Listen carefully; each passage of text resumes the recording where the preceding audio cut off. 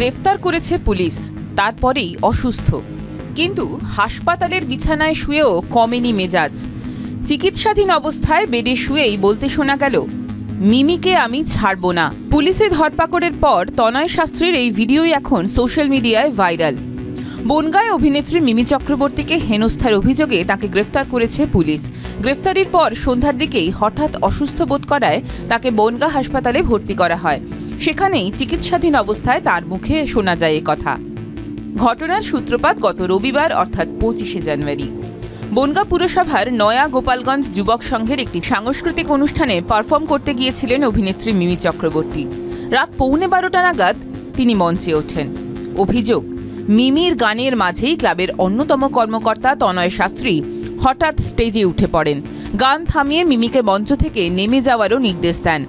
জনসমক্ষে এমন আচরণের জেরে চূড়ান্ত অপমানিত বোধ করেন মিমি। ঘটনার পর বনগাঁ থানায় অভিযুক্তের বিরুদ্ধে এফআইআর দায়ের করেন।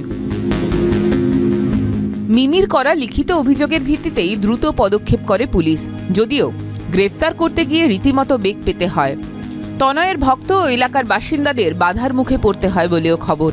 পুলিশের হাতে থাকাকালীন সন্ধ্যায় আচমকা অসুস্থ হয়ে পড়েন তনয়। তখন তাকে তড়িঘড়ি হাসপাতালে পাঠানো হয়, কিন্তু সেখান থেকেও ফের হুমকি দিতে দেখা যায় তনয়কে, যদিও ভাইরাল ভিডিওর সত্যতা যাচাই করেনি TV9 বাংলা। গোটা ঘটনায় আগেই তীব্র ক্ষোভ প্রকাশ করেছেন মিমি। তিনি বলেন, আজকে একটা মেয়ে হেনস্থা হয়েছে, যেটাকে পিছনে রেখে যদি মিথ্যা প্রচার কেউ করে তাহলে তার তো এটা হবেই। আমি বলছি, এটা শেষ নয়, এটা শুরু। আমি এটার শেষ দেখব বলেছিলাম, আমি এটার শেষ নিশ্চয়ই দেখব। TV9 Bangla digital.